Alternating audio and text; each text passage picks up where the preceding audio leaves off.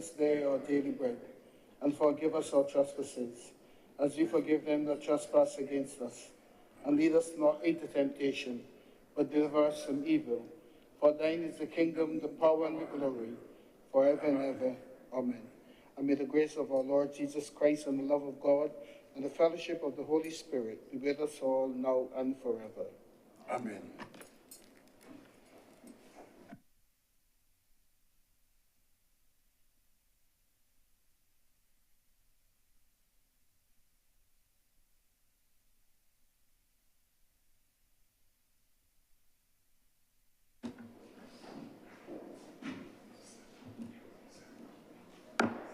The Senate is in session.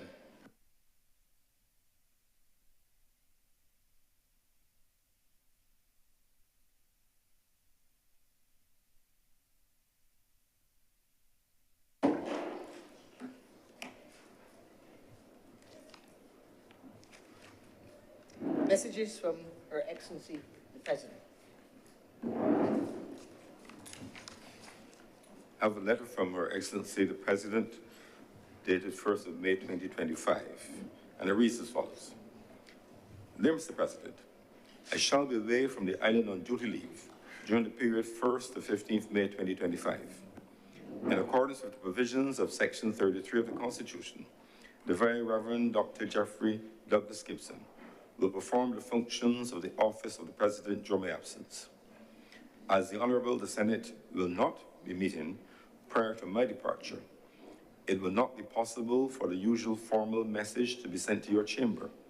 Will you, therefore, please bring my absence formally to the attention of the Honorable the Senate when next it meets? Signed by Her Excellency the President at State House. I have further communication from State House from the Acting President dated 9th of May 2025. And it reads as follows. Dear Sir, I wish to inform that in accordance with the advice of the Prime Minister, under Section 39(1)(f) of the Constitution, the seat in the Senate held by Mr. Chad Jason Blackman was declared vacant with effect from 5th of May 2025, signed by the Acting President at State House.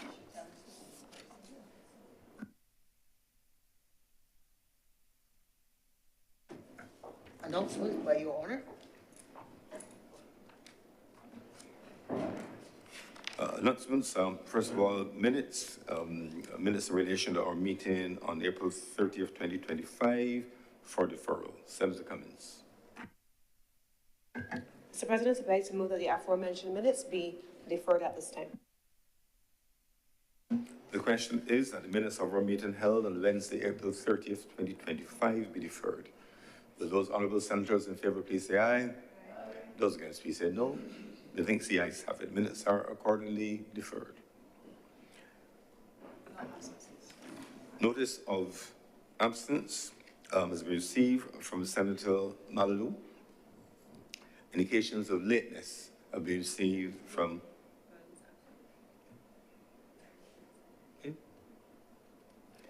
and indications of lateness have been received from Senator Maynard, Senator Boyce, and Senator Kevin Boyce, that is, and Senator Dr. Crystal Drakes.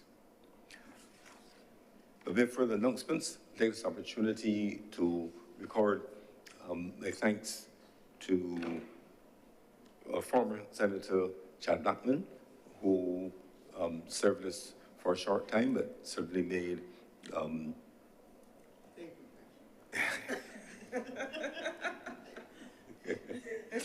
certainly made a significant contribution and a big impression on the chamber during his presence. I want to congratulate him. He is, by way of the democratic process, transferred to the other place. I certainly wish him a wonderful and successful tenure in the House of Assembly of Barbados. So I want to thank him for his service and congratulate Senator Blackman.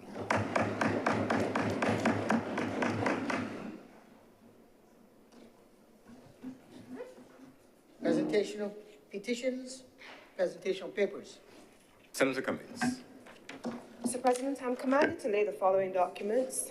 One, the Barbados Deposit Insurance Corporation, BDIC, annual reports for the years 2022, 2023, and 2024, the 2024 annual report and audited financial statements of the Central Bank of Barbados, the Barbados Economic and Social Report of 2024, the Public Officers Loan and Travelling Allowances Amendment Regulations of 2025, the report of the Parliamentary Reform Commission of 2024, and finally, Mr. President, the Tourism Linkages Policy.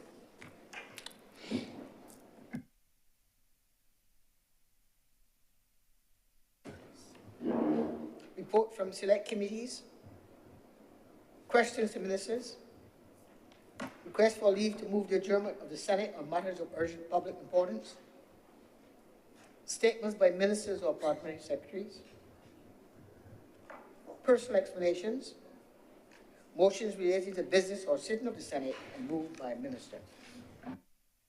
Senator Cummings. Mr. President, I'd like to move the suspension for Standing Order 45-2 for the remainder of today's sitting. The question is, the Standing Order 45-2 be suspended for the remainder of today's sitting. Will those honorable senators in favor please say aye? Those against please say no. Millions the ayes have it. Standing Order 45-2 is therefore suspended for the remainder of today's sitting. Introduction of bills. Senator Cummings. Mr. President, I beg to move the first reading of the following bills.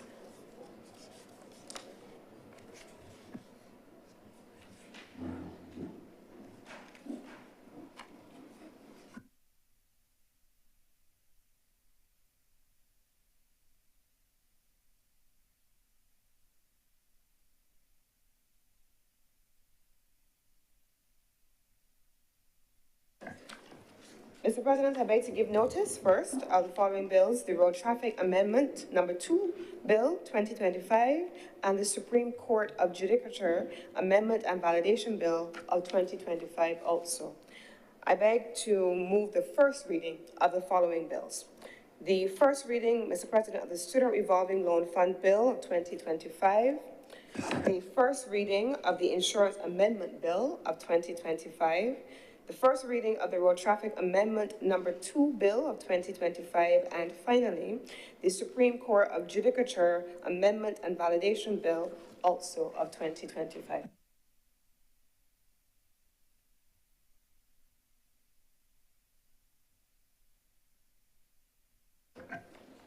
Public business, sir. Public business is now the order of the day. Order number 7, sir. In the name of the Honourable Leader of the Senate, to move the second reading of the Stormwater Management Bill 2025. Senator Cummings. Mr. President, thank you very much for recognizing me. Before I get into my actual presentation today, I want to take a moment to join you in acknowledging the contribution and the ascension to the lower house. It's almost an oxymoron to put it in this way. The ascension to the lower house of our former Senate colleague and now the Honorable Chad Blackman MP, who has transitioned to another place. Not only has he transitioned, but he has transitioned in resounding style, having commanded some 87.3% or so of the vote in his election to the constituency of St. James North. And I want to join my colleagues in celebrating his appointment as a new member of Parliament in the other place for St. James North. His contribution initially in this honorable chamber on matters relating to economic affairs and investment in the first instance, and then secondly on the education sector were valuable, and we very much appreciate the time that he shared here with us, and we appreciate the time that he continues to share with us in cabinet, continuing to guide and contribute to the management of our country's interests.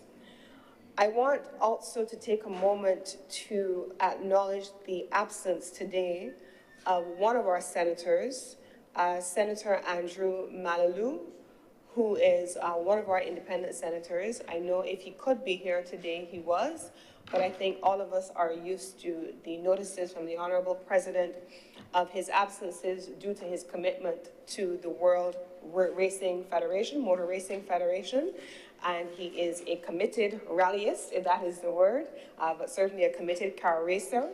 And over the course of the last few days, over the weekend, during rally, he was involved in a significant accident, and he has sustained injuries as a consequence of that accident while rallying. And we want to, on behalf of the government of Barbados, extend our continued support. I would say that I have spoken with him a couple of times since the accident, just to inquire as to how he's doing. He is in good spirits despite having sustained significant injuries. And so I am happy that today he has been, last night, overnight, he was discharged from surgical ICU in the Queen Elizabeth Hospital, and he is now recovering at home, but he is certainly going to remain in all of our prayers for his swift recovery. Today, Mr. President, is the 4th of June. 4th of June is not a day that we take lightly, neither is the 1st of June, Mr. President, because it is a day when, on an annual basis, we commence hurricane season. It is a day, Mr. President, when all of Barbados knows that the official start of the hurricane season has commenced, even though we know that earlier and earlier in the year, we begin to experience weather as the effects of climate start to kick in or continue to kick in. Until the year concludes a little later on, down somewhere around September, October, we start to breathe a little bit more easily, Mr. President, as hurricane season hopefully has passed us. But there are occasions in the past, Mr. President, where hurricane season has not passed through our region without scathing us.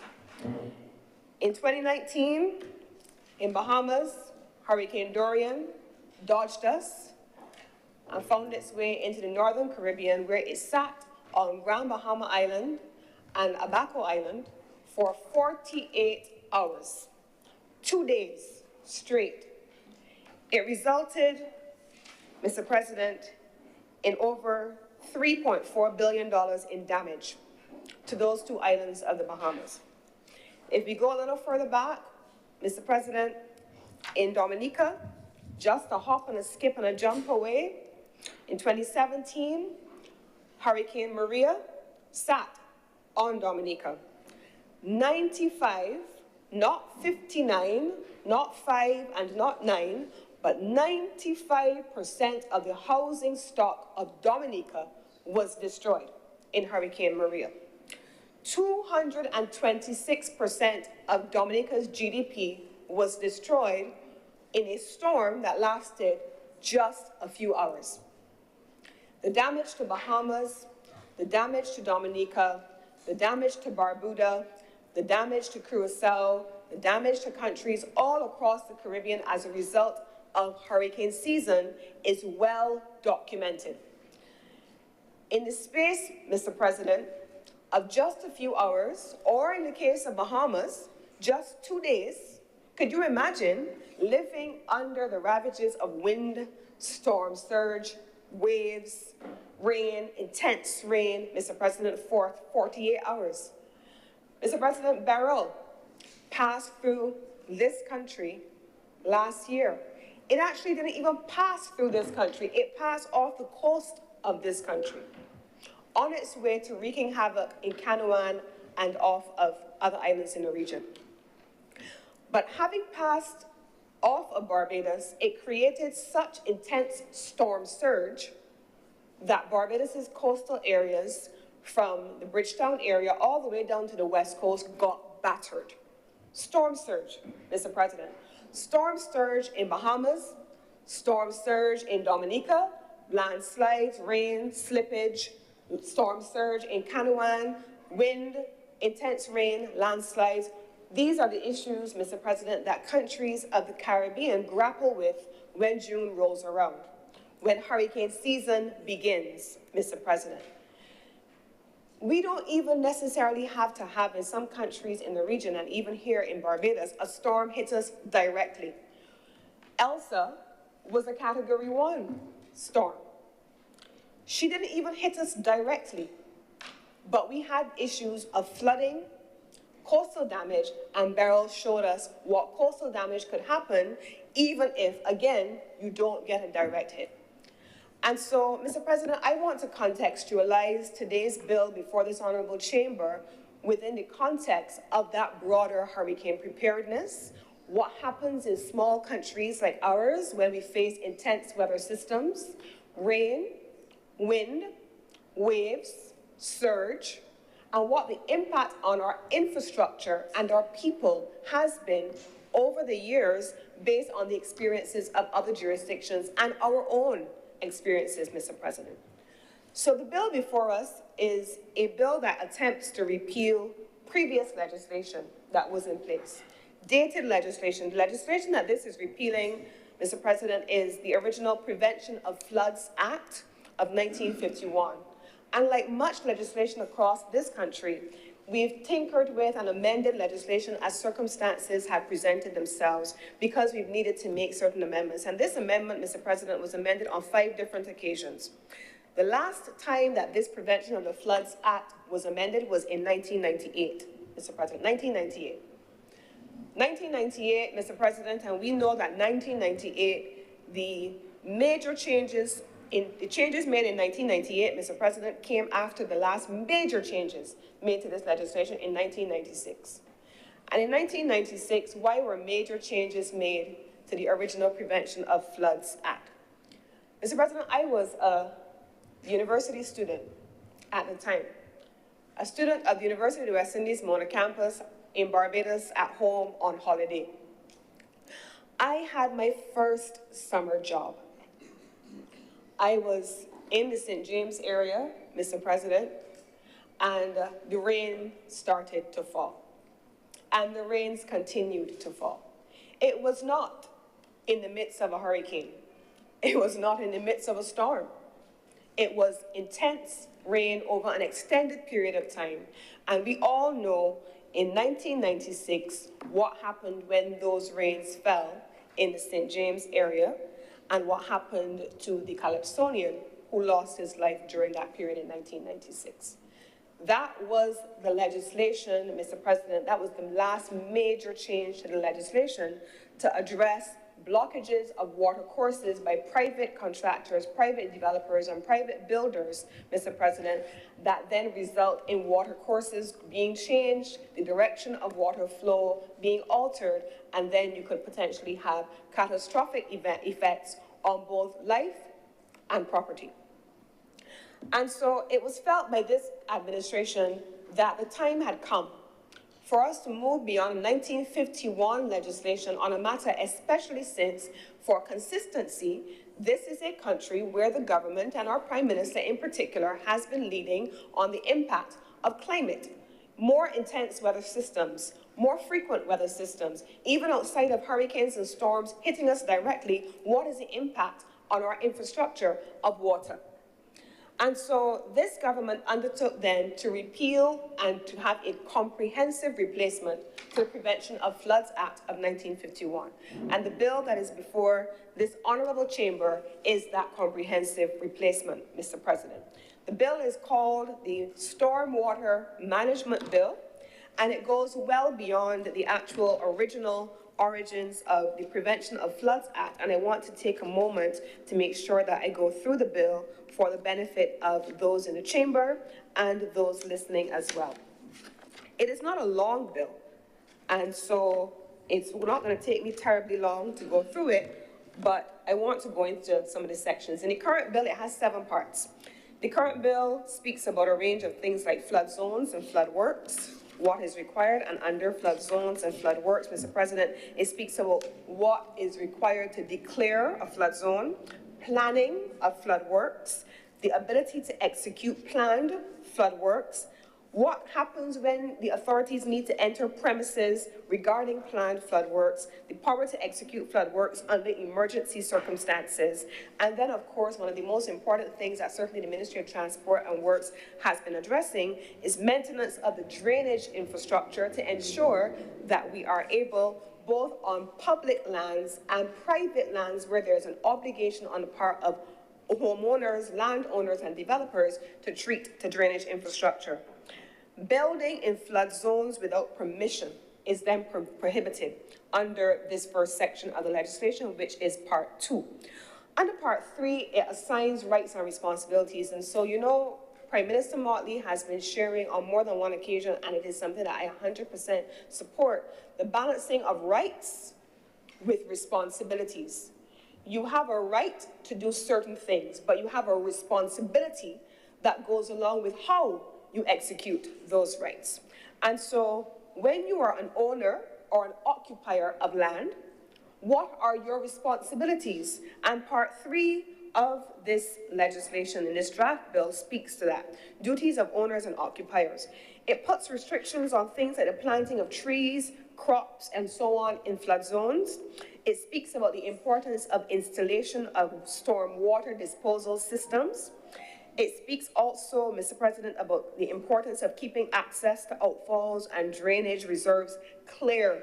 This is critical, Mr. President, keeping access to outfalls and drainage reserves clear, not building in a way that obstructs the outfalls, not looking after your own interests at the expense of others in your surrounding communities, and in some instances, if you are on high ground, those lower ground, on lower ground before you.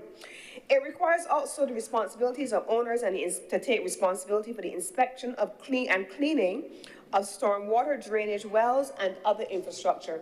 There has been an extensive conversation in this country, Mr. President, about, especially on plantation lands and large tracts of land. One, people taking responsibility for cleaning their lands of brush, yes, on the one hand, but there are a number of wells all across this country that are on private land as well, that are not cleaned, they're not maintained, they're not covered, and they have a negative impact on our drainage infrastructure. It then goes on and it talks about who has responsibility to pay for these flood works that would then be rendered necessary if the state has to undertake it. And similarly, Mr. President, we were here the last time and we had a discussion around the health services bill that we were making changes to.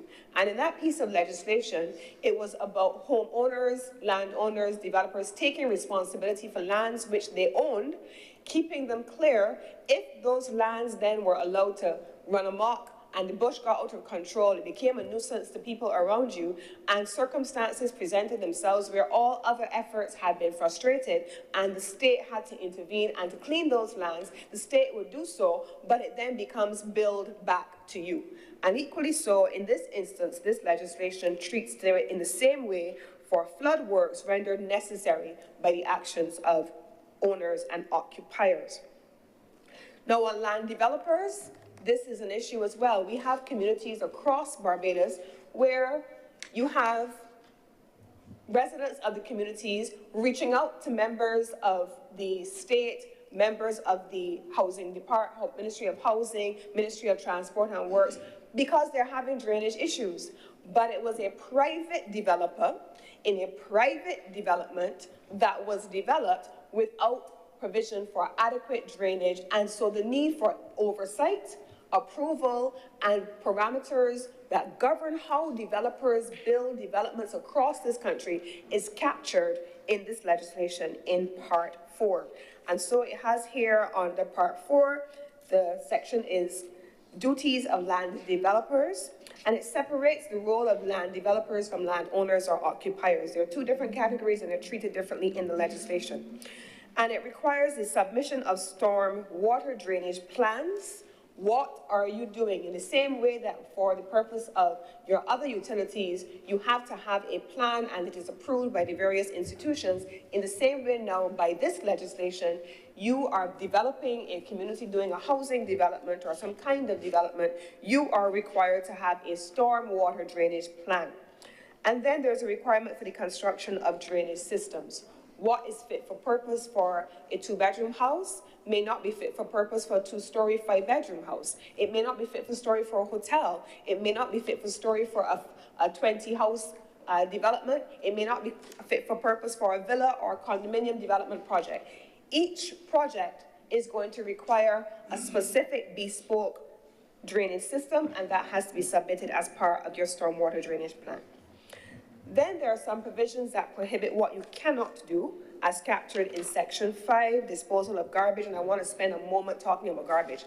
I want to take a moment in this hurricane season to appeal to Barbadians, to appeal to right-thinking, responsible Barbadians, because I know that fundamentally, that's who we are. That's who we are, Mr. President. There are those who will do the wrong thing, but I cannot tell you how tired I am driving behind cars, driving behind ZRs, driving behind buses, driving behind trucks. If you eat KFC, if you eat Chafette, and you finish and you in the vehicle, you gotta get out, no? You gotta get out at some point, you're going home or you're going to someplace else where I can guarantee you that there's a garbage bin. I can promise you can find a garbage bin. There is no reason for Barbadians to continue this disgusting practice of throwing garbage through car windows and vehicle windows onto the road. It is disgusting. There's no reason for Barbadians to find every beautiful scenic route in this country where it is lush and green and overgrown with shrubbery and find a way to dump old fridges, old mattresses, old stoves.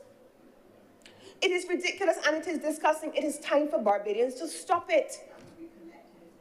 If they call for a special collection from the Sanitation Service Authority, they will come and it doesn't cost them anything. They will come to you. They will pick it up from you.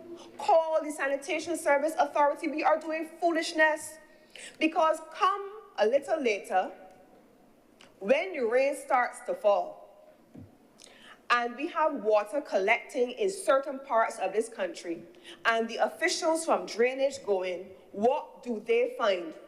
Plastic bottles, boxes, plastic bags, all kinds of garbage that has no business in our drainage system. And they did not walk there.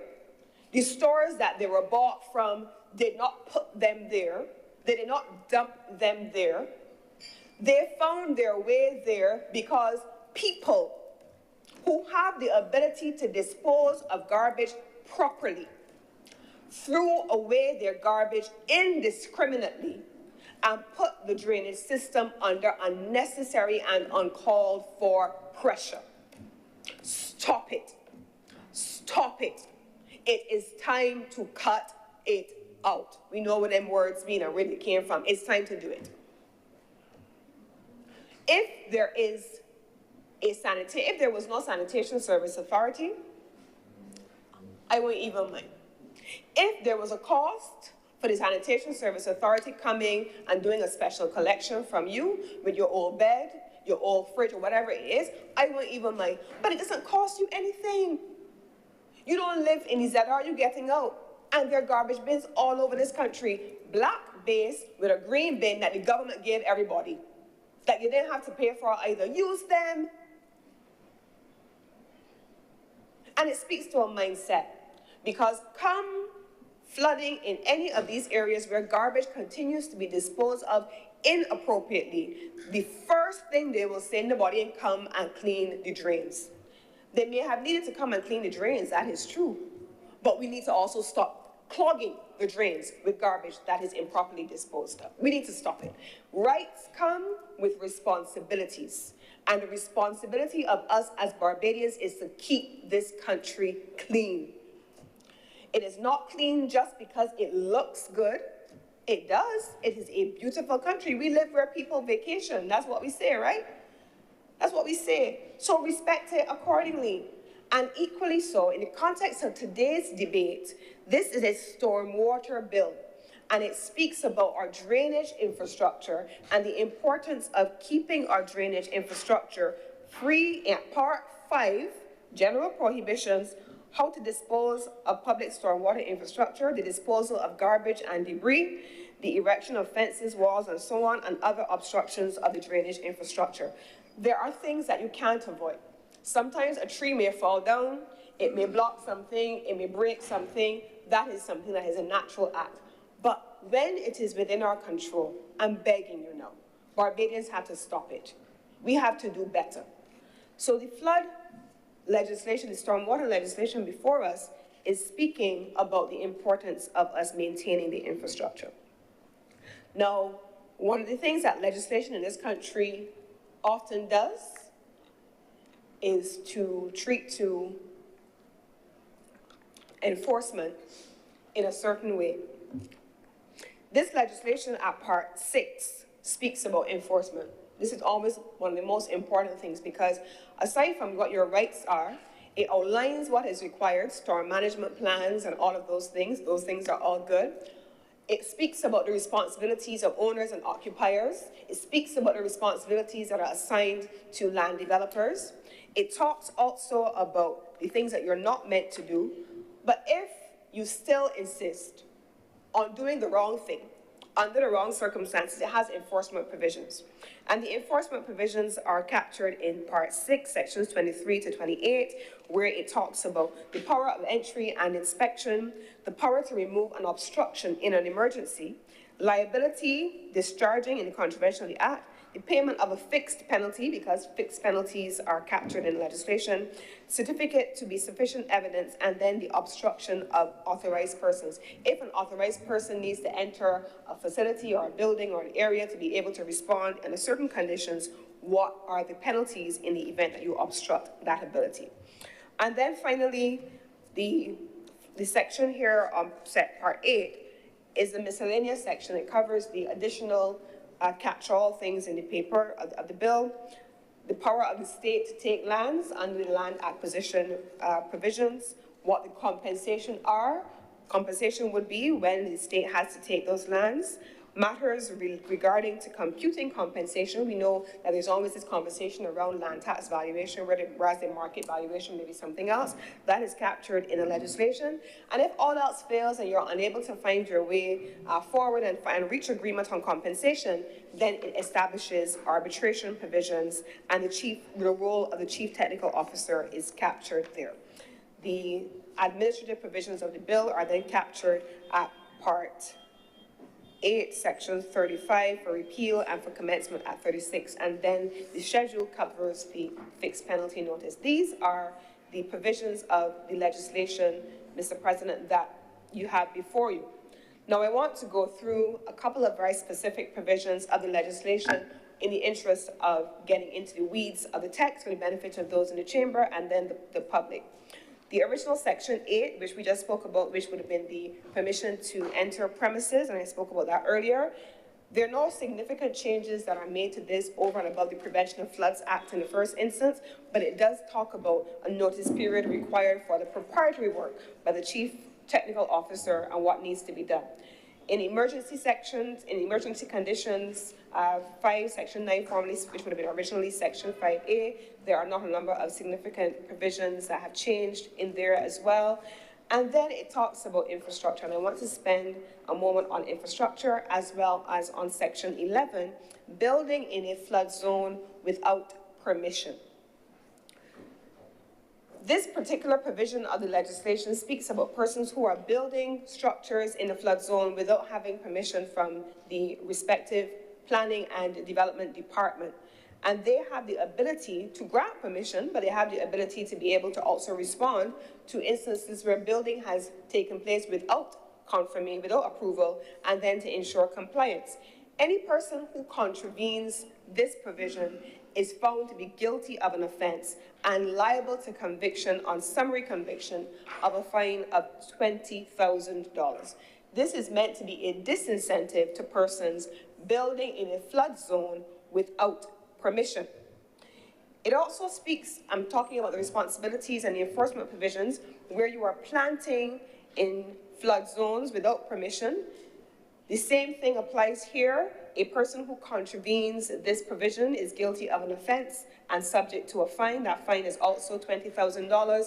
The same thing applies where landowners who are using their property for residential purposes must, and residential purposes is excluding a house, a dwelling, commercial or industrial purposes must take measures to install and maintain the effective stormwater disposal system that I spoke about in section 13.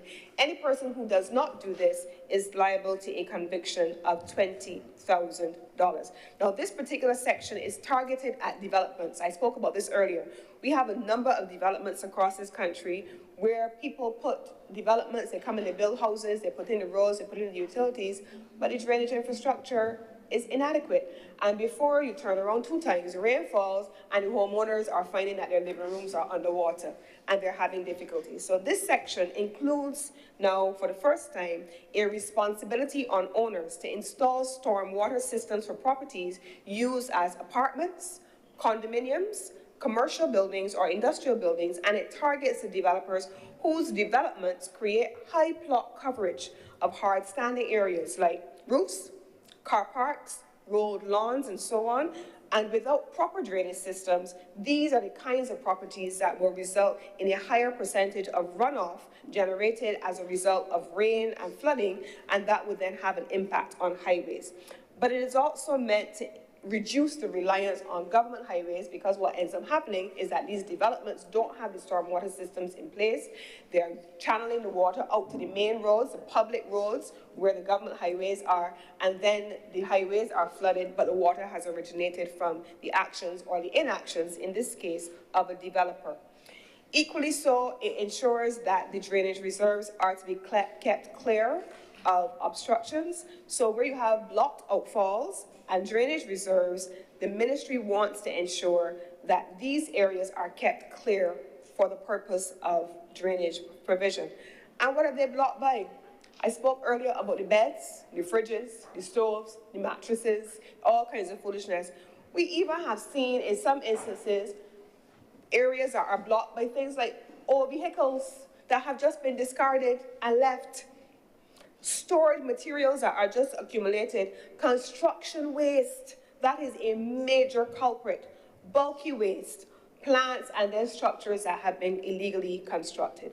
So these are some of the things that the legislation that is before us is intent on addressing for the benefit of Barbadians. And when I say Barbadians, I mean that for both the benefit of developers who want to reduce their own liability when people buy their houses, for Barbadians who have bought the houses, and for people who are not in these communities or who are in these communities and want to avoid being affected by drainage issues in hurricane season and out of hurricane season. If low rain falls, they want to be able to ensure that this work is done. Now, I want to switch and pivot a little bit in my final section of my presentation to speak about the work that has already been undertaken by the Ministry of Transport and Works. I preface those comments, Mr. President, by making the point that all of us in here run households. All of us. All of us in here know what it is. Well, not all of us. Some of us may have more than others. But for those of us who don't have all that we would want, I want to make this point.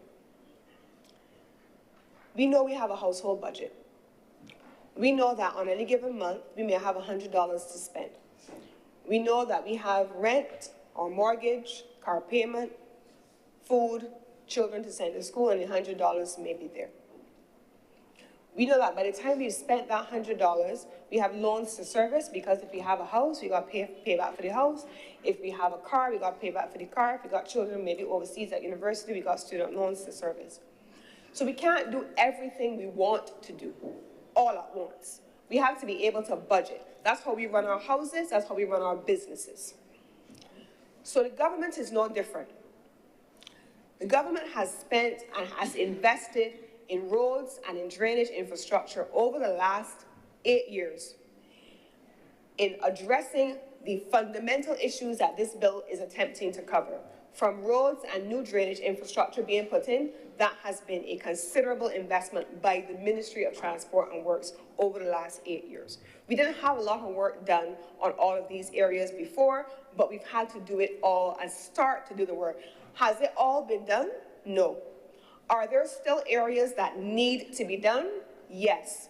But just like our households and just like our businesses, we have to be able to do it bit by bit by bit, when the funds are available to be able to make sure that all across the country, from St. Lucie to St. Philip, from Christchurch to St. Michael, St. Thomas, and St. George, included in the middle of the country, we have to make sure that the work gets done. And so this government has made the largest investment in infrastructure that we could have made in the last 8 years. And let it be clear before I take my seat. The previous government did none of this work. I know we are going to expect that they're going to have landed from Mars somewhere and disassociated themselves from their past and their record, and they're going to say, well, what the government should and should not do, but they're not going to know it for themselves when they did not do the work and we are coming from behind. They will know which schools were not fixed, Mr. President, but they will not talk about those schools. They will say what the government needs to do. I'm getting in front of it. They will know, Mr. President, what road works need to be done, but they will not tell you that they didn't fix them for 10 years. They will tell you which roads are flooding and which areas have flooding, but they will not tell you what they did not do in those same areas for 10 years. They will not tell you that. They behave as though they have a sense of cognitive dissonance. This wasn't me. It was somebody else also by the name of the DLP. It wasn't me. So I am here to say to this honorable chamber that this government, with the resources that it has had, with Elsa and Beryl having affected us during this period, with 2 years of no income, 1 full year for sure of no income, that this government has still found its way to make the largest investment in roads from north to south, from east to west. Whether you want to accept it or not, the evidence is there for all to see. You could try to deny it like the emperor and his new clothes, but the roads are there. The drainage has been made investments in, and we can see that as well. And we've also acknowledged upfront that more has to be done. Without a doubt, there are communities across this country that need to have the drainage issues addressed, that this stormwater bill is meant to benefit. There are communities across this country that want to be able to see developers taking greater responsibility and oversight for building of properties. Mr. President, if you go to the Hilton, I know all of us at some point in time have been to the Hilton to a conference and a meeting. We've seen that even at the Hilton, the undercroft under the Hilton is meant to be able to address storm flow. In the event that there is a storm surge, the water is meant to pass underneath that undercroft that's breezy and windy, but it's really a storm measure. Really, it is a storm surge method. That's what it's there for. And so when we talk about storm drainage plans and storm water plans and surge plans, these are the kinds of building mechanisms that are meant to be put in place to allow for storm surge to be managed in areas which are highly vulnerable. Finally, I want to say, Mr. President, that this government, under what used to be the Ministry of Maritime Affairs and the Blue Economy, had done a considerable body of work. That body of work looks at the country as a whole, and it can tell you now what are flood-prone areas, what the low-lying areas are, and I know that there are those in here that have spoken about some specific low-lying areas where construction has taken place and what the vulnerabilities are, and I'm sure we'll hear about those in time to come during the course of today. But we've also had the Ministry of Maritime Affairs and the Blue Economy speaking about that work, which has identified all along the South Coast in particular, those areas that are considered to be vulnerable and need to be, in some instances, evacuated and cleared under conditions where there is meant to be significant rainfall or storm surge. So we planned, we've mapped, we've invested, and now, Mr. President, we're here today to add to the arsenal of storm management systems and protection of people and infrastructure legislation. Planned, mapped, implemented, invested, and now legislating, Mr. President. And so these things all taken together not as single standalone measures, but all taken together as a suite of interventions, is what this government is investing in, and it is what this bill represents a culmination of in legislation. It is not the end. It is a continuous process that must be ongoing, and the Ministry of Transport and Works and the other ministries that are relevant to this process will continue to undertake that work, Mr. President, and I'm confident that as this bill has the benefit of the robust discussion that I know this chamber is always capable of, and I'm looking forward to being in a position in my wrapping up to respond to any of the queries that are raised by the colleagues, and I want to beg that this bill now be read a second time. Thank you very much, Senator Cummings. Senator Worrell. Thank you, Mr. President.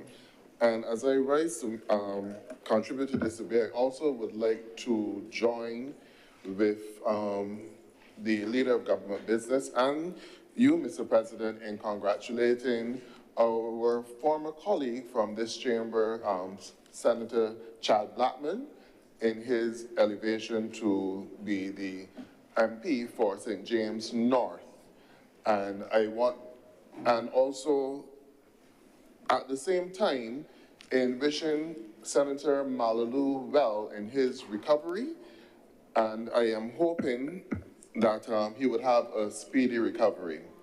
Mr. President, this piece of legislation, it does not really offer much in terms of a fight in this debate, but it gives an opportunity for us to deal with an issue which is of grave concern to many Barbadians. Because we may not have had the direct impact of the storms in terms of the wind, but we definitely have felt the rain and the impact of the rain and also the extent to the flooding. So there's really no need to pick a noise in this situation, but we can definitely elaborate on these issues and look to see how best we can make the country resilient in terms of stormwater management. Over the years, as the Leader of Government Business has said, we have recognized it's not just during the hurricane season, but if you would recall, in January of this year, we also had some very unexpected rains as well. And I think even after, towards the end of the hurricane season this year, maybe in November leading into December, you had some very heavy thunderstorm showers, especially in the afternoon due to don't let me be a meteorologist. Convection. Don't let me be the meteorologist today.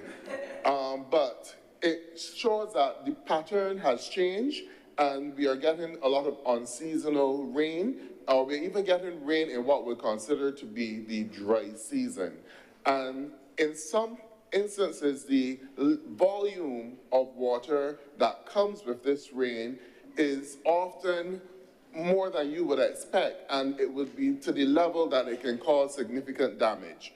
So this piece of legislation is important, and to the Democratic Labour Party, we also always recognize that drainage was important, because when we came to office in 2008, one of the problems that we faced in this country was anytime the rain fell, you had significant flooding, especially in the areas of Baxter's Road.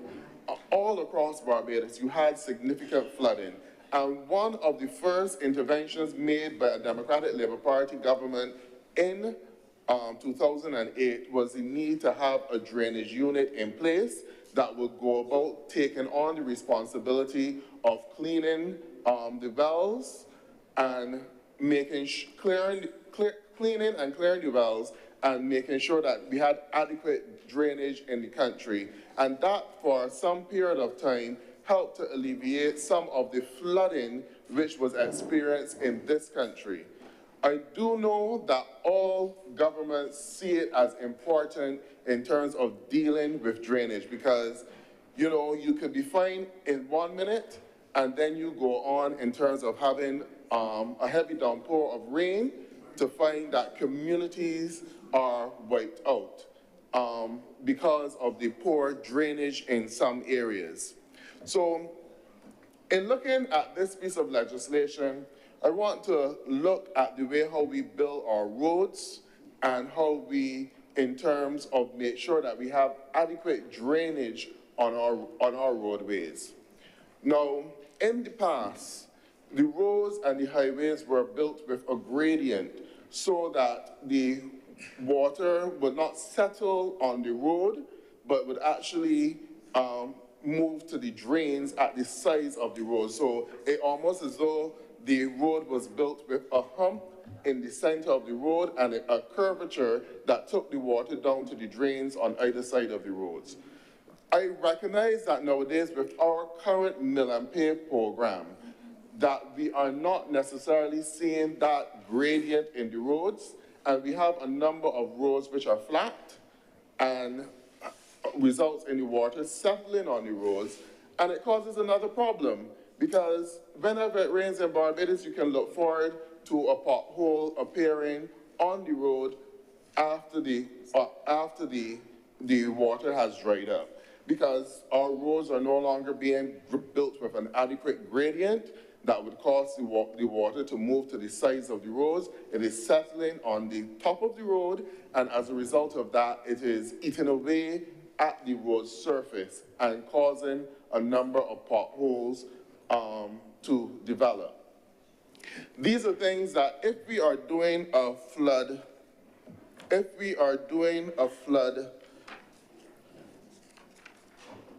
stormwater and planning and dealing with flooding, we actually have to put these things in place. Not only the gradient, but also making sure that we have adequate wells along the roadways that will channel the water off of the roads into these wells. These are things that would help to prevent flooding. And there are a number of ways in which this can be done. In agricultural areas, and I think there's one in Lears, but before that, I'm from St. John, there's one in Redland, which captured a lot of the water that came off of the road and going into a dam, and that water was later used for agricultural purposes, so that during the dry season, you can use it to pump off for irrigation for crops. You have that same feature in the Lears area. I believe that we probably need to do more of that, especially in agricultural areas, and channel the rainwater runoff into dams that can be utilized for agricultural irrigation, or channel the water, building more suck wells, or you may not even need to build more suck wells, but actually clean the path that leads to the wells, there are numerous wells all across Barbados in the cane fields, which were utilized by plantations years ago for irrigation. And if we can get a program that, I know that there's a well cleaning program which is done by the government, if we can get that program up and running and effectively operating, and also get the landowners, the plantation owners, to participate in this program, because it's not just a matter of cleaning the well, but you also need to have the channel or the surface so that the water would easily run off of the road into these wells, or run out of the fields into these wells. And that would help to avoid a number of instances of flooding. Now, there's another aspect of it too, coming from the country days.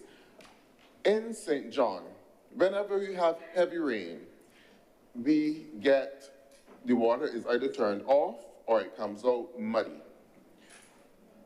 And I guess that this happens in a number of different areas. Now, I do know that a lot of it has to do with the way how the fields are plowed and the direction in which the water runs in the fields. And that cuscus grass that you will see around the fields as well help to trap some of that mud from going into the roadway, and then resulting in that mud going into the water system. You have a serious problem with that at Colleton Plantation in St. John. over the last couple of months, whenever you have heavy rain, that road is actually impassable because of the heavy buildup of mud in the road coming directly from the field. So you need to contour the roads in the field in such a way that it would not allow the water to run directly into the road and the mud to leave the fields and go into the road, because the mud serves a better benefit in the fields. So all of these things are things that you need to consider when you're dealing with flood mitigation, building the wells, the correct channels in the field so that the water will run in the correct direction, and also making the channels in the field so that the water would have a clear path in the fields into these suck wells or dams, whatever the situation would be.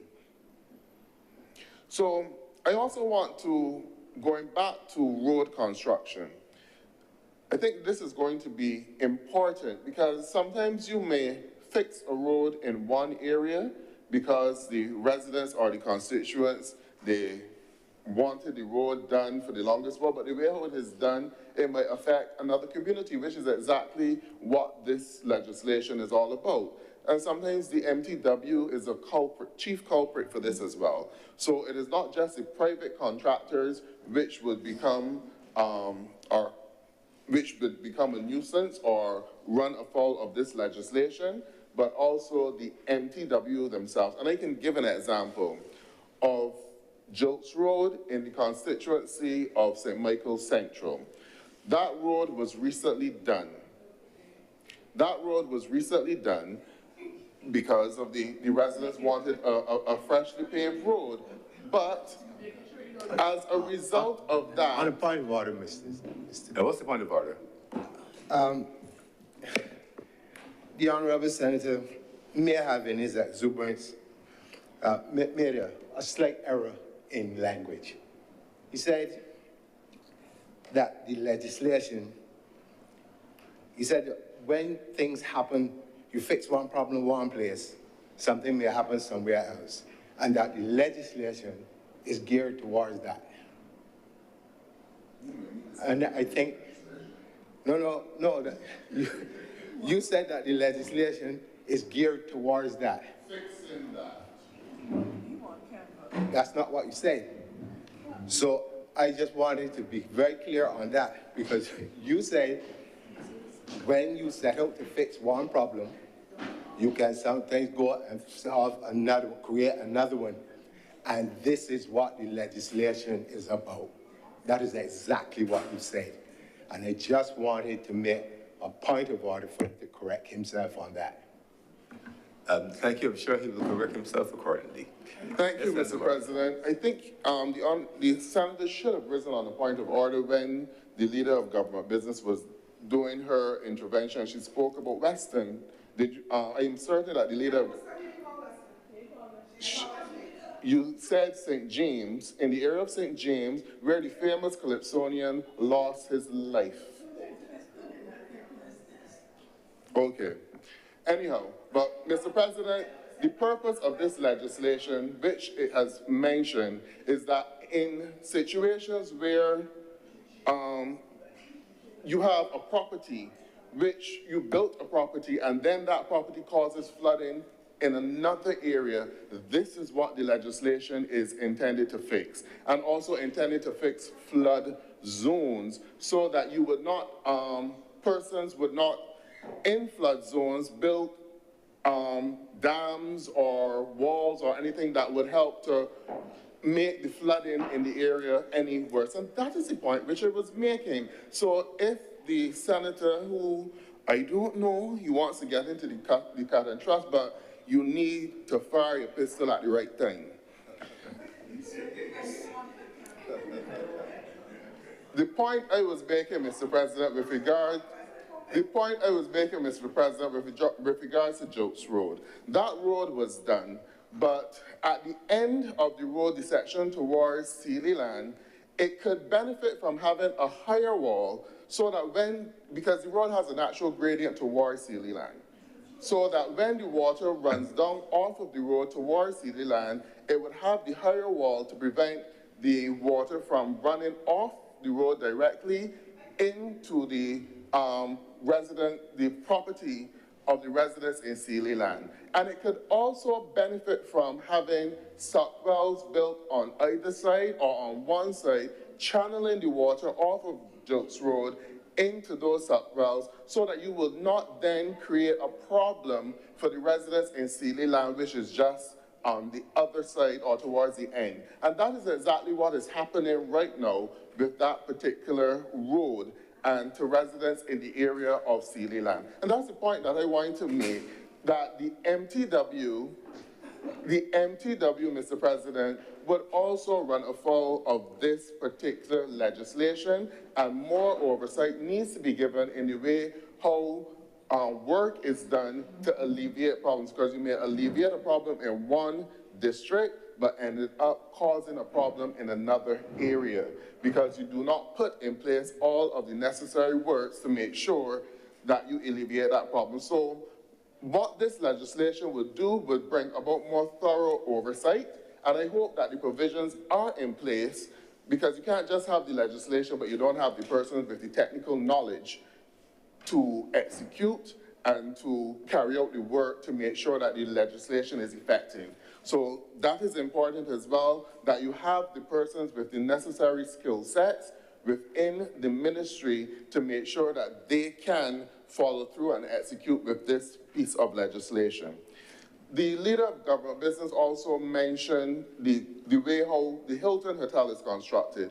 And I wanted to mention that because I know that we are going into the construction of a number of hotels along the coastal area, especially in the controversial Old Town Civic Center, which is prone to flooding. And for that reason, you need to take into consideration when you are building these properties that you have adequate height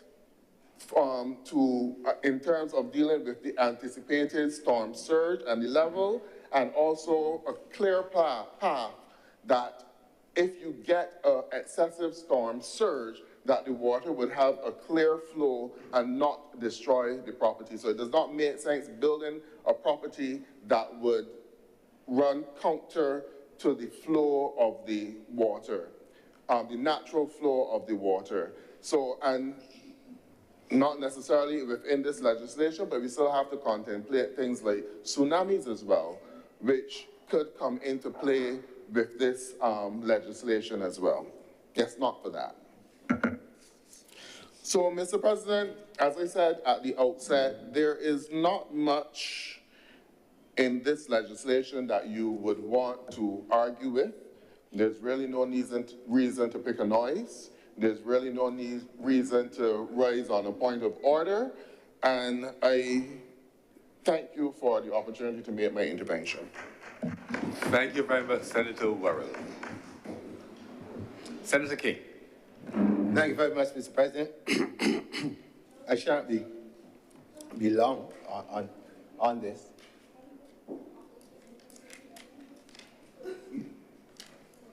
I shan't be long on this, but I do think it is important that we look at the seriousness within which this particular legislation has been framed and why it is so. We know as small island developing states, especially islands in particular, where we are surrounded by water, that the risk and the vulnerability that we have is unparalleled. And these measures are, I don't want to use the words long overdue, because I think we have to do things incrementally because of our size and our economies and what we can and cannot do. But I think it is very timely, as we all know, and as was mentioned by the previous senator, the ravages of climate change are extremely real. And we, Barbados, at this 166 square miles in the Atlantic Ocean by itself, become even more vulnerable, I dare say. than some of the other islands who might, in some instances, have a different topography that gives them a little bit more latitude. If you look places like Oistins, if it's whole South Coast, you have fishing going on there. You have all these different things that happen in these areas around the country. It is really important that we get some aspects of this legislation in, especially when we talk about infrastructure and building, to have that put in place to deal with these potentially devastating events that, again, increase with the climate change. But a couple of things were said earlier that we really do need to bring some light on. One, it was mentioned about the loss of cuscus grass across the country. And if memory serves me well, I believe it would have been in 2019 that a program was started under the Ministry of Agriculture to replant cuscus grass across the island. There was also a mention of the building of more, and I'll use the word dams, to collect water. Under the Ministry of Agriculture, that also was done, and I believe it continues. I remember there was one done at River in St. Philip. There's one, I believe, in Sturgis, in St. Thomas. So a number of those things have already been put in place and continue to be done to help, again, with the mitigation for flooding. But I believe that we need to do a lot more in terms of, as was mentioned earlier, appealing to the people of this country to take this risk of flooding seriously. I had the pleasure and honor, Mr. President, of representing St. Philip West. And in that constituency, I also had the headache of trying to understand how permissions were granted for persons to build homes in the Woodburn area. This area, sir, is, I believe, the lowest point of this country. And I witnessed where persons building in that area then went on to dig and build further down, trying to get apartments and different things like that to extend their homes and also to bring in some more economic activity. But I also had, in one incident, to drive into the area to see the bottom of a whole house flooded. And if there were any little children or anything, or anybody who was probably, Airbnb wasn't as prevalent as it is today, but if there was any person living in that area, they would have died. I saw where walls that are supposed to be guard walls around homes destroyed by the water. And to be quite honest, in that particular area, we have struggled for many, many years to find adequate solutions to dealing with the problem of flooding there. I also was representative for Lowlands in Christchurch. The same problem. As a minister, I had to take time out with people when the rains fell to go into the area myself and lift garbage out of the drainage.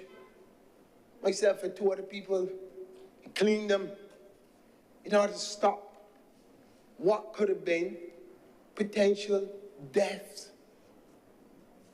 So this legislation and this issue is nothing for us to toy with or to make sly remarks about,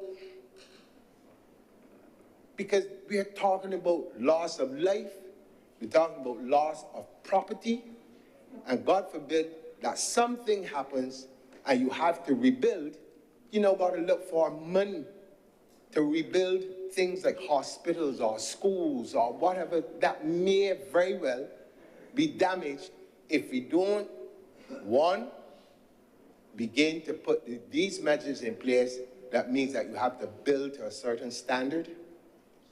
Two, as this legislation requires now, where people have to build with drainage in mind and these kind of things. And I'll just give you a very short example of what I saw, not in Barbados, but in Dubai. I had the opportunity to go to Dubai in 2019 also, representing government. And whilst there, rain fell. Rain like what we would call a passing shower. And the whole place shut down. School shut down, everything shut down. And we said, we from Barbados, we said, but there's a little bit of water. But it then struck me that because these folks live in a desert region, they have no concept of water management or drainage. And so for us, living this part of the world, who have to face it from the day we born to the day we die, should take this seriously. Should take it very seriously. And as my father would always say, leave the mock sport at the door.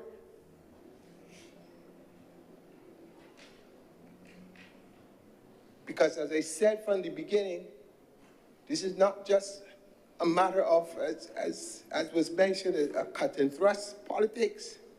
We are dealing with people's lives and livelihoods. So I support this legislation, sir, and I really do look forward for other measures and policies that I'm sure that will come, because in doing some research, I realized that in other parts of the world, people are looking for what they term as ecosystem solutions, where they're doing things, yes, where they're doing things using the natural habitat and different things to ensure that they mitigate against flooding. And so we have mangroves, and we have all of the other things that they say you can do, and I'm hoping that we would find the opportunity to use those methods also. And sir, with those very few words, I'm obliged to you. Thank you very much, Senator Kaine. Any speakers?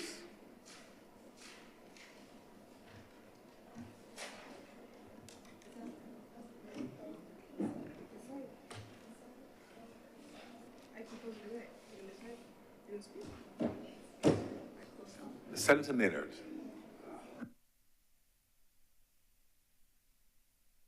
It appears as though the government doesn't want people to take the time to speak today.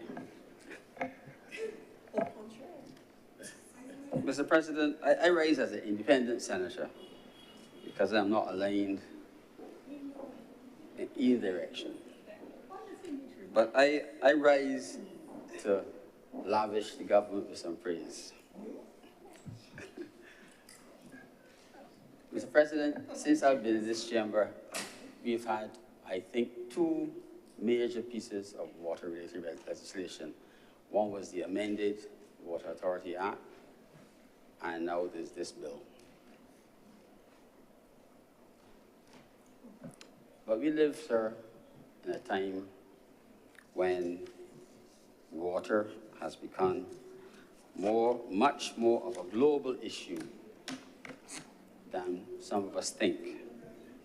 I watched in the wee hours of the morning, I think it was 2 days ago, comments, she probably needs to see a doctor, comments regarding a report laid in Parliament in the United Kingdom related to the Thames water. I do not believe that Barbados is very far behind in some ways.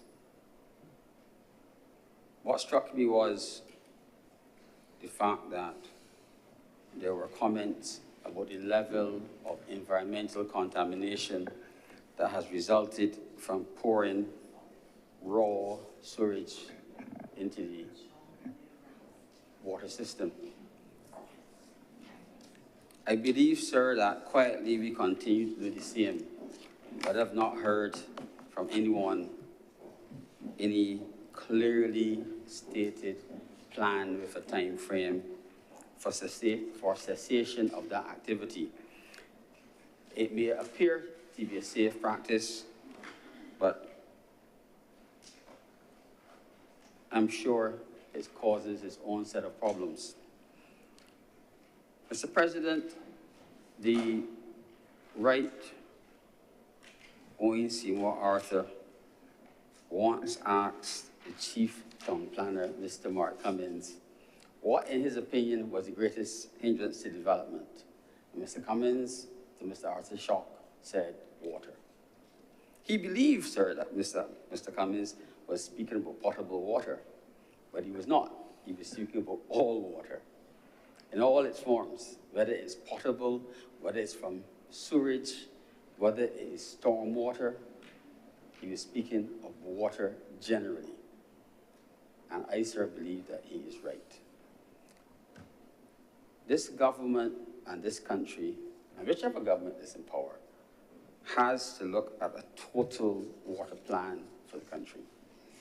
Because the water today that is potable water is sewage tomorrow, and if we get it right, it might be potable water again. And potable water as proper potable water. So this country, sir, has to take water very, very seriously. Mr. Cummins' answer was a very loaded answer, and it makes it incumbent upon the government, well, you cannot do everything at one time, because you probably not get it all done well, to pick out areas that you can fix and fix them and do it well. There is no question, sir, that we have lots of storm water problems. A previous, sir, speaker spoke of flood water. I think he did. But, sir, the definition of flood water in this bill, under interpretation, also refers to storm surge from the sea. And we've not given much consideration for storm surge. But the fact that all of our beaches disappeared, if not all, most of our beaches disappeared during Beryl, speaks to that. And it is only a matter of time, sir, before the salt water actually gets inland if we don't do the right things. I refer to inland as surface water. There are some among us who believe that it's already inland based on what is happening in St. Lucie with the salt water ingress in the wells. But it's important for the government to look at a comprehensive plan that, along with its resilient strategy that is clear for all to see, where all the essential services now have water storage. We see it in the, I believe, soon to be open geriatric hospital. I believe that the water storage in the, I hope, soon to be open fire station. Sir, the QH has, I believe, about at least 4 days of water storage, potable water storage. And the other geriatric hospitals also have water storage. The prisons have water storage. So I congratulate the government on the background work it's been doing to make sure that while they're not things that will get you votes, there are things that are essential and they are being done in the background and will benefit all. Sir, the matter of resilience was tackled in the last budget, where householders receive help in having storage tanks for potable water. I believe that while that in itself is probably a good thing, I sometimes wonder if we have a storm or a hurricane, if people will be able to access the same water that they've been storing, and what effect it will have on the electrical grid when you turn on all those pumps together. But that's a matter for the technocrats to solve. Now, there have been visible improvements, sir, in our stormwater infrastructure. I have noted that in Whole Town, whereas in the past, if one spat uphill from Whole Town would flood. It no longer happens, but it's not yet been fully tested. So I wait for it to be tested. We have a good downpour that lasts many hours. And we'll see what happens then. You can't solve everything. The Constitution River improvement has certainly helped the QEH. So the car parks no longer flood, and I believe the Accident Emergency Department does not have to leave as it used to. It still has its own flooding problems, but I'm told that those have been resolved. There was no specific mention of gullies, Mr. President, in this legislation. And I wondered why. And it is because a large amount of the stormwater and the water runoff heads to the gullies. Some gets back into the groundwater supply, and I believe most of it gets into the sea. The level of, I believe the amount of garbage that used to go into our gullies has reduced. I believe so. I do frequent the gullies, and I no longer see as much as I used to. I don't frequent the popular ones. So I don't think there's as much garbage as you. So maybe Bajans are listening, and the government's help to move your garbage, people no longer need, particularly in the rural communities, to throw it into the gullies. I couldn't help but note, Mr. President, that the penalties on summary conviction for breaking the law as laid out in this bill, when it becomes an act, are significantly smaller than for obstructing access. And I wondered why. That someone can pour a toxin into an area where there's a water course and might get fined $20,000. But if you stop someone, the inspectors, from coming on your property, you get fined $50,000. That, to me, sir, does not make sense. Because they can come freely, find it, and you get fined. But if you stop them from going, you get fined $50,000. Maybe the lawyers can explain that. Now, Mr. President, this bill, if it passes and is proclaimed and it becomes law, makes it incumbent upon developers to, one, submit, well, developers who have developments beyond a certain size as laid out, to submit stormwater drainage plans, have them passed, and also to construct the stormwater drainage.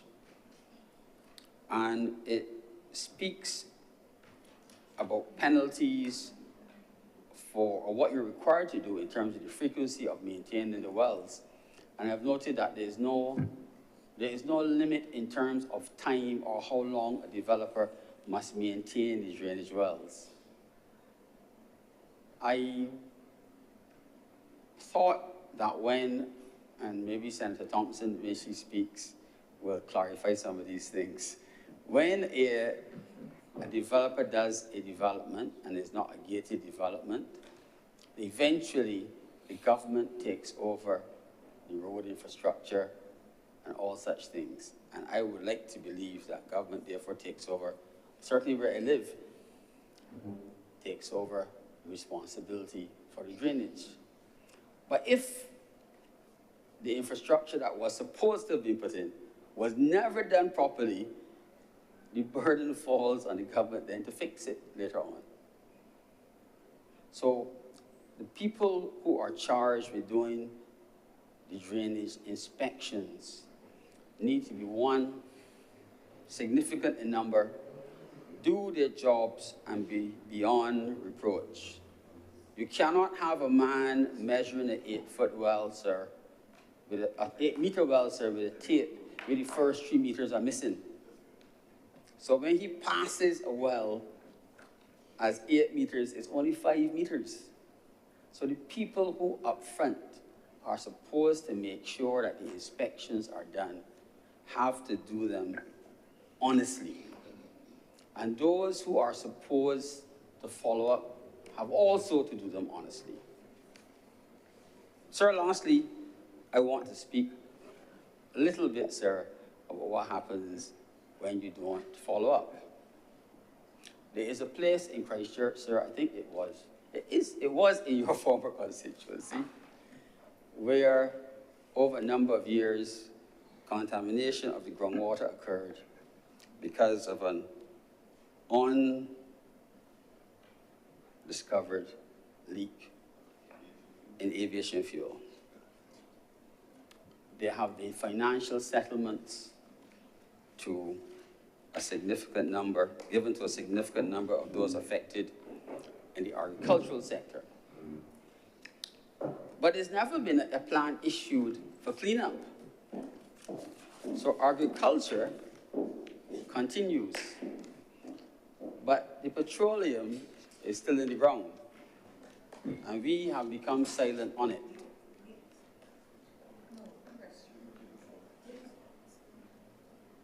Sir, what it means is that government, when it discovers that there's contamination, particularly of water wells, and the water wells in Gibbons where the farmers use for irrigation, needs to, one, notify the public and make sure that whatever remedial action has to be taken is taken. Now, the government correctly has taken many steps to protect our water supplies. And I have to come back, sir, to something I've said in this parliament before. We have lost track of what used to be our water wells.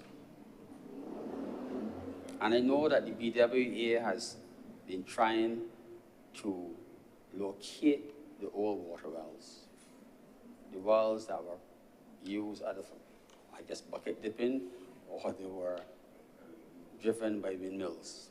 Their water's pumped by windmills.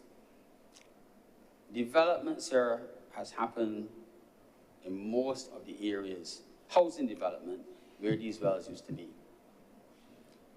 And I believe, sir, that the wells are not being used for the former use. I believe, sir, that rather than taking from the wells, we are putting things into the wells. And what we are putting, sir, is raw sewage. So while on one hand, on the surface, we are bringing legislation to stop people from doing something, we have an obvious existing problem, or I should say a potential problem, that we have not been successful in clarifying. There were over 480 water wells in this country in the 1940s. And so far, I am told that we've only been able to locate less than 125. The wells did not disappear. So we have to ask, what are we doing? Could we possibly be making the situation worse by putting sewage into those wells, and we do not know what is happening? So I call upon the government to encourage whichever department is supposed to do it to get on with it. Because on one hand, on the surface, we're fighting one battle, and then we're adding to it, sir. Sir, before I close, I want to encourage the government once again to please be the ones up front in speaking about secondary water use. Do not let the naysayers be the ones who have the podium. Or if they do get on the podium, you have to drown them out with the truth. This country is a water-scarce country. The cost of water continues to rise. And since Senator Cummings is here, and I saw, sir, in the printed media, I think on Sunday, on the front page, they were speaking about 90 billion, I think it was. Yeah, on the back page. That is to be invested, or needs to be invested, in the green energy sector. I like to believe, sir, that there's a big chunk somewhere in there where green energy, sir, and water are connected. So that while we might not be able, as a country, to bring down the current price of water, we could probably, sir, for the next 20 to 30 years, keep it from rising. So that some of the problems that happen in the Thames Water Authority will not happen here, sir. We will not survive it. I thank you, sir. Thank you very much, Senator Maynard. Speakers, Senator Andre Du Bois.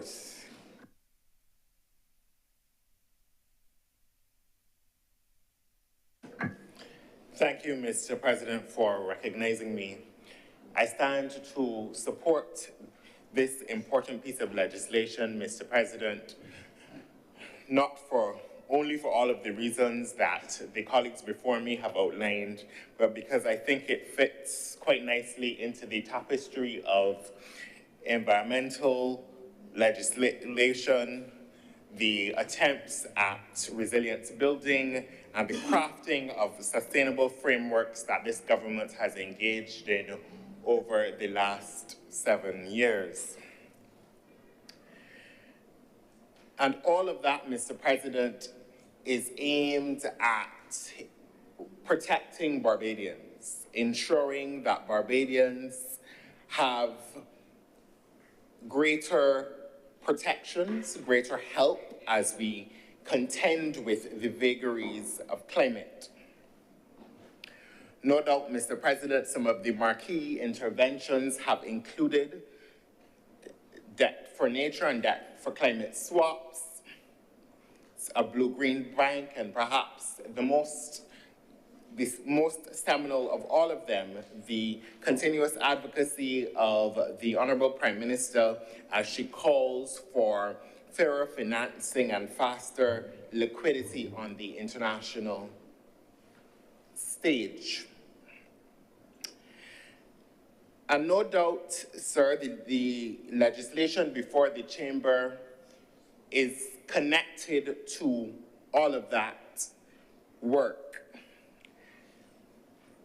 because this legislation, this stormwater management bill, is really aimed at ensuring that protections are crafted for the people of Pike Corner, for the people of Parish Land, for the people of Passage Road, as we contend with the vagaries of climate. speakers before me have indicated just how acute the issues of climate have been and how in the last couple of years we have become victim, I suppose I can say, to greater flooding, to more extreme weather events, and we appreciate that that has dire implications for us as individuals, for businesses, and ultimately for our economic sustainability. And that is why I think that this intervention by the government of Barbados is critical. As you have heard, the bill does a number of things. It assigns duties to landowners and occupiers and developers. It creates a system for inspection and for the declaration of flood zones, Mr. President, and it, of course, ascribes a set of penalties and creates a system for cost recovery in relation to negligence and the like. More than the particular provisions of the bill, Mr. President, I think that this legislation before the Chamber today provides a degree of clarity about how we should treat to the management of our stormwater systems, where responsibilities lie, and ultimately crafts a system of certainty that we can all depend on. But further to that, Mr. President, I think it inspires this provision, this bill, inspires a sense, or should inspire a sense of environmental responsibility among all of us. Because the legislation in its various provisions really speaks to all of us, whether we are occupiers, developers, business entities, or the average citizen. And it should compel us to consider, if we have not already, that which we do in relation to the environment matters. Previous speakers have indicated, Mr. President, the plight of litter, the issues of litter and dumping and illegal dumping, Mr. President, and the challenges it creates for stormwater management and for just the general cleanliness of the country. And so I was pleased to see that contemplated in this legislation are penalties in that regard.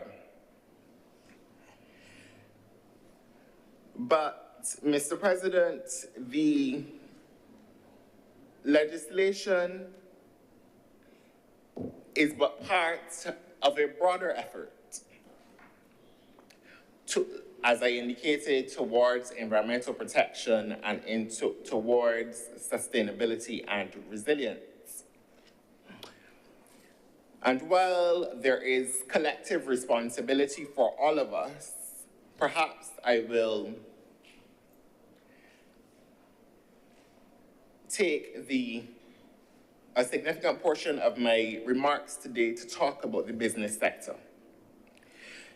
Because I think that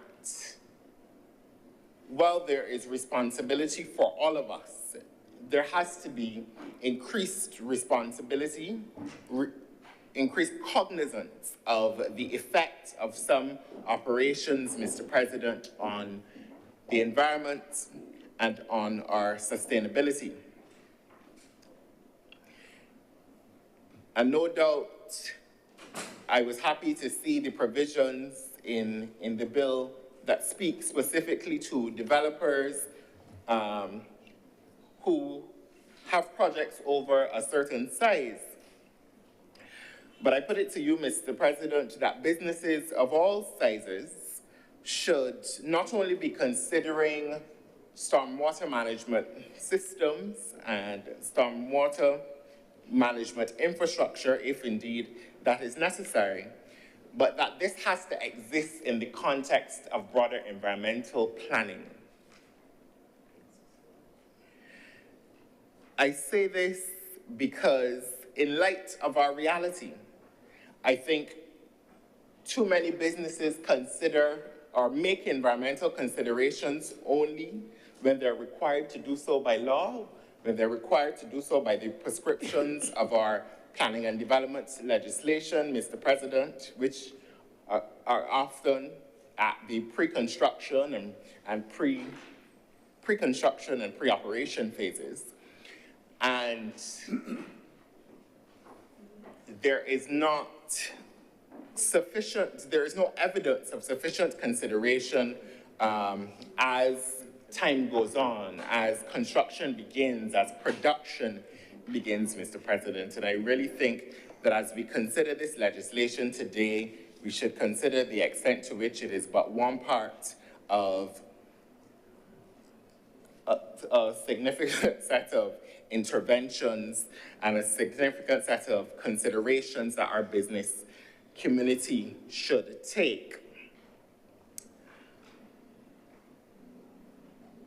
A brief diversion, Mr. President, to say that the planning and development legislation that prescribes the need for AIAs in some regard provides an extensive list. But certainly as we contemplate other types of enterprise, as we contemplate high energy tech solutions or agro-processing or agro-industrial products and projects, Mr. President, perhaps we ought to also contemplate making some amendments to that legislation. All of that to say, sir, that the considerations of stormwater protection must exist in a broader framework that includes water conservation, that must include waste water reduction, that must include energy efficiency. And that when we plan environmentally, that we must include the stakeholders, the persons who live next to and proximate your businesses, those who are impacted by your enterprise, Mr. President, not just at the pre-construction and pre-production phase, again, but at all phases, because we appreciate, Mr. President, that the climate crisis that we consider today is not the climate crisis, or is not the set of climate realities that we considered 5 and 10 years ago. That is to say, Mr. President, that there are a set of variables that change and that interventions and considerations ought to be consistent in that regard, so that to do it only at the level of your pre-construction or pre-production phase is not as efficient as perhaps we would hope it to be. All of this, Mr. President, all environmental planning at the level of our businesses ensures a greater degree of resilience. It ensures a greater degree of sustainability for our businesses. There are studies that say to us that environmental considerations and environmental and social management mechanisms make economic sense, and that particularly for countries like ours, Mr. President, for whom economies are not large and for whom 1 or 2 days or a month of shutting your business has real life implications for the people, for you, for the people who work for you, and for our entire community and society, Mr. President. So that I think it is time that the business sector take a more holistic approach to the notions of business continuity, to the notions of environmental planning, and that what has sometimes been the traditional adversarial approach between business and those who live in the community, that we take another look and a better view and greater steps towards incorporating the interest of all in that regard. Mr. President, when taking a look at the legislation in relation to enforcement, I wondered about manpower capacity. And I certainly wondered if technology was not one of the ways that we can ensure that this legislation is adhered to. Perhaps as the regulations come to be and persons operationalize the provisions as developers, for instance, make good on the building of infrastructure or the crafting of stormwater mitigation plans, that is there not room for a greater role for technology to ensure that entities are doing what we want them to do? This is, of course, out of a recognition that there's only but so much manpower. And we have big ambitions in this country, and we have big work to do, but we have to find ways using technology and to ensure that it is most effective and that it is done and that it is sufficiently enforced, Mr. President, because, like we have all said, the static provisions are fine, but whether this legislation functions in the way that it ought to or not has real-life consequences for many a Barbadian. Mr. President, I wish to close by commending the government of Barbados, by commending the civil servants who contribute to ensuring that in a swath of legislation, environmental sustainability, resilience are continued considerations.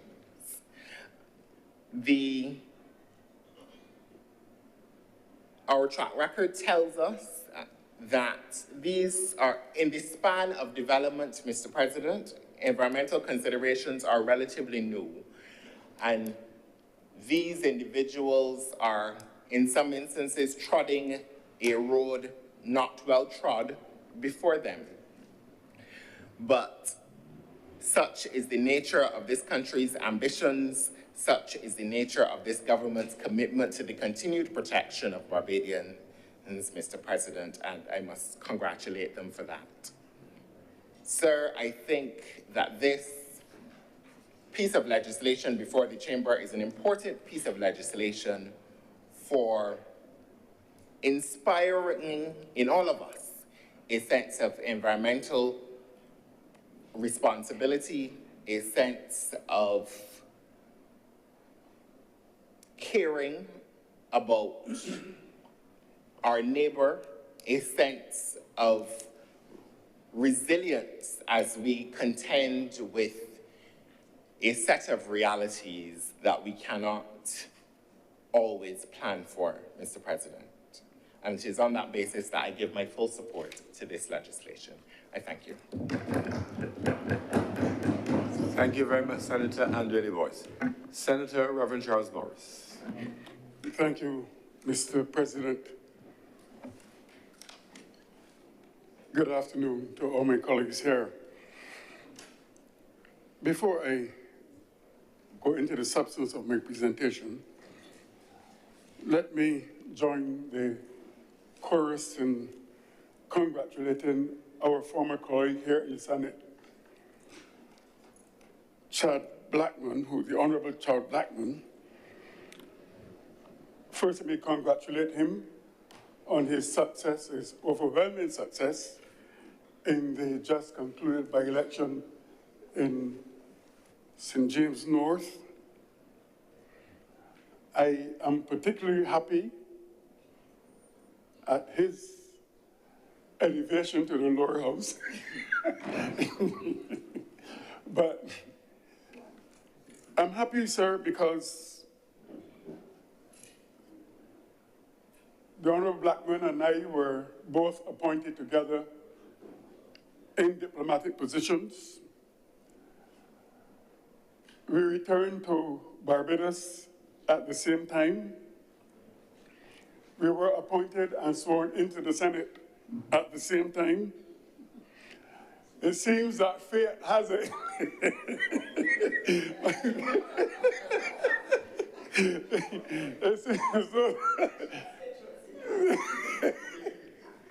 It seems that fate has it that either I should follow him or he should follow me. And I'm sure that that would not be a good bell for persons like the senators on the other side, the opposition senators in particular. They would not take that too kindly, or they would not be too happy. But I wish the Honorable Blackman well. I have all confidence that he will do well, and with the task that is before him, I'm sure with God first, he will succeed.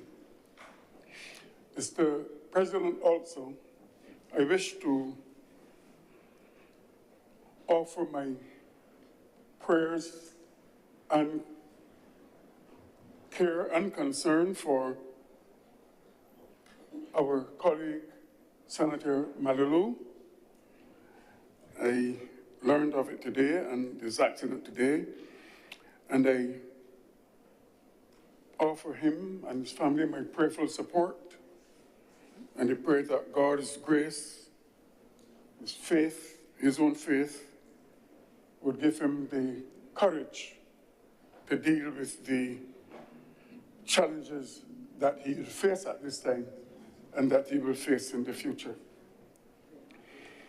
Mr. President, I must confess that I never knew too much about stormwater management. I never knew too much about climate change until recently.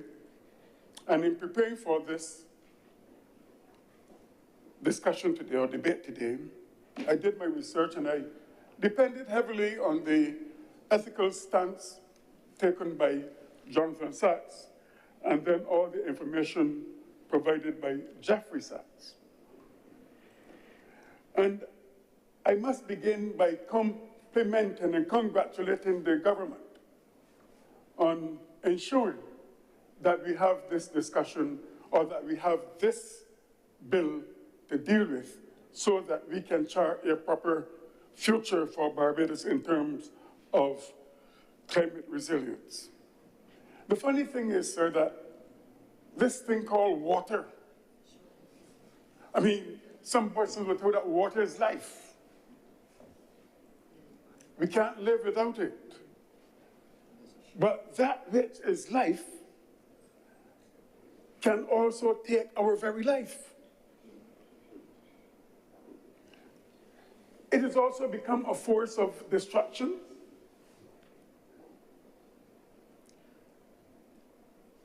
It has caused us dearly. It threatens our agriculture.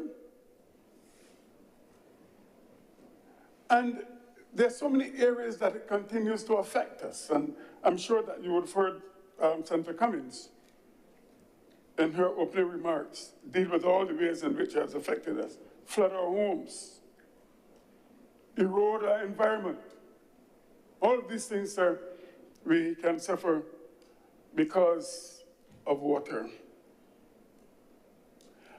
And it forced me to look back into theology.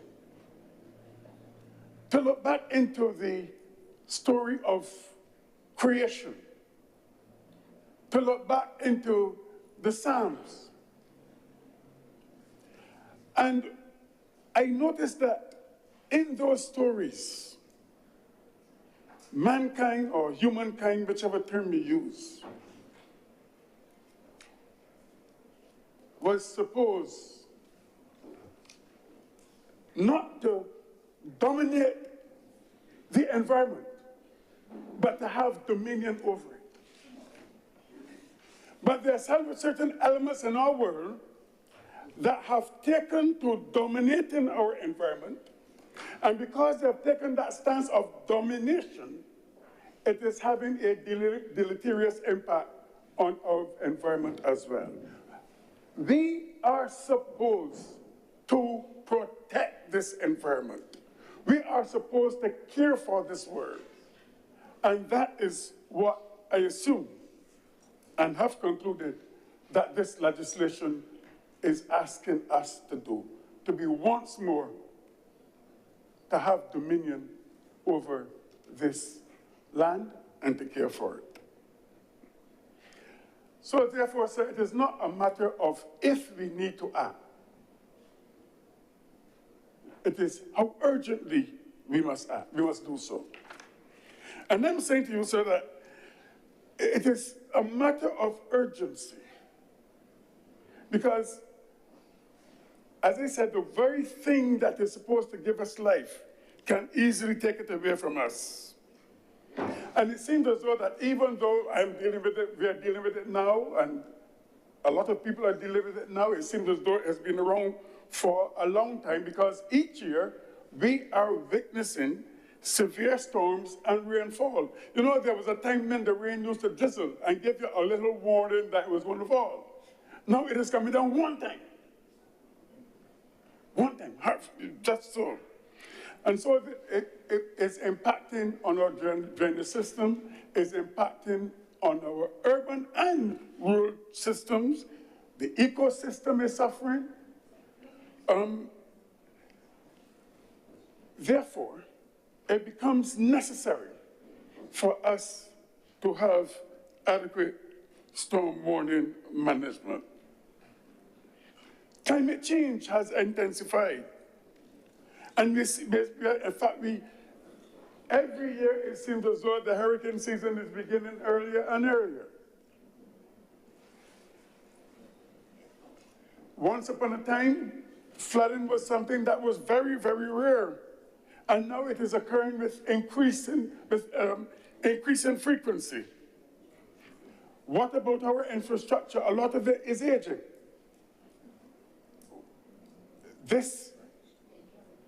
In fact, we have also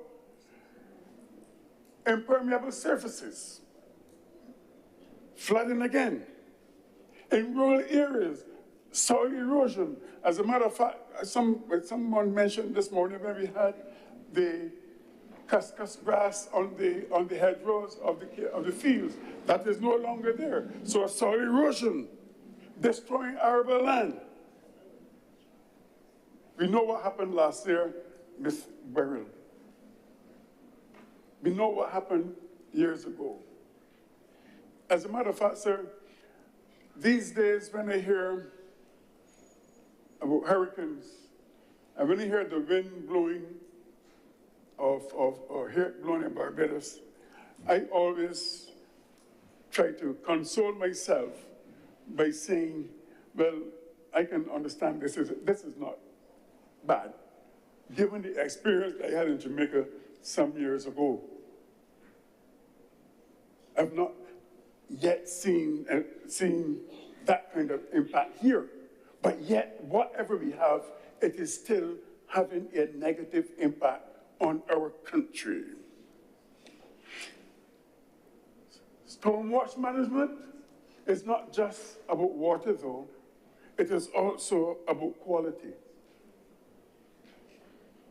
Because of the pollutants that the water can drag in, that it can discharge in oceans, that the negative impact it can have on For example, the Graham Hall Sanctuary that we just opened.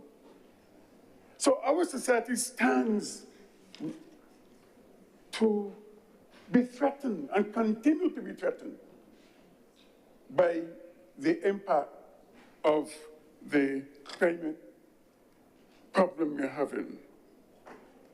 So therefore, it means that we have to create modern systems as well to deal with this impact of flooding so that our water management, the way we manage this water, would be successful. And I'm saying that I support this legislation simply because we must invest heavily in storm water management. If we do not, all the economic gains that we have,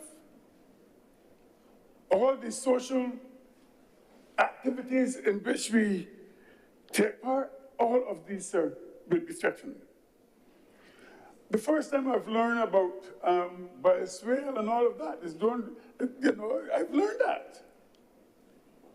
And the importance of these things. So therefore, we must invest heavily in them because cleaner water,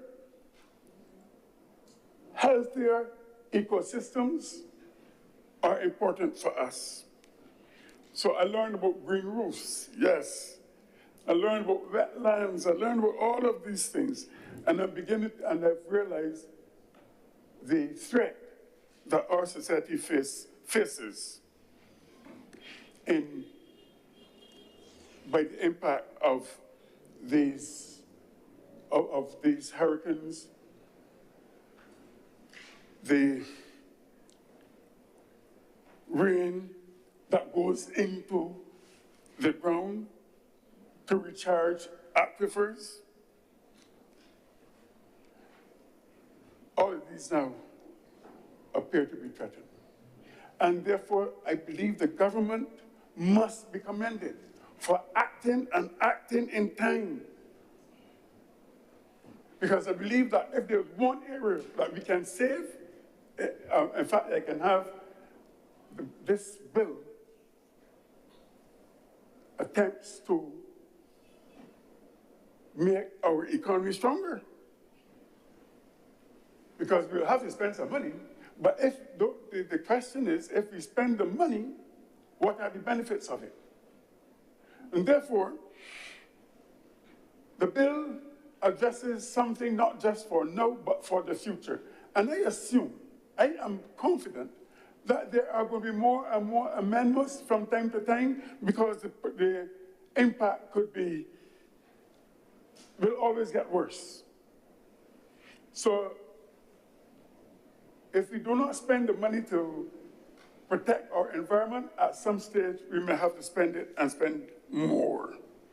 So as we try to close the gaps between what happened and what can happen, and avoid what can happen, I believe that this legislation has gone a long way in trying to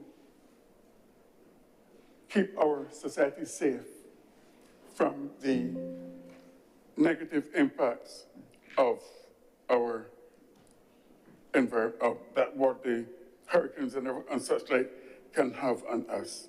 So I believe that this legislation, sir, should be supported by all. I realize that the opposition did not have too much to say against it, but I believe strongly that this is the time that we seize this opportunity, invest wisely in stormwater management, let us lead boldly, and let us make stormwater not a problem to be pushed away, but a resource to protect. I thank you, sir. Thank you very much, Senator Reverend Charles Morris. Senator Cummings. Thank you very much, Mr. President. I beg to move the suspension of the sitting of the Honourable Senate for lunch at this time to reconvene at 2:15 in the afternoon. The question is that the Honourable the sitting is suspended until 2:15 p.m. today. Will those honourable senators in favour please say aye? Those against, please say no. The the ayes have it. This sitting is accordingly suspended until 2:15 p.m. today.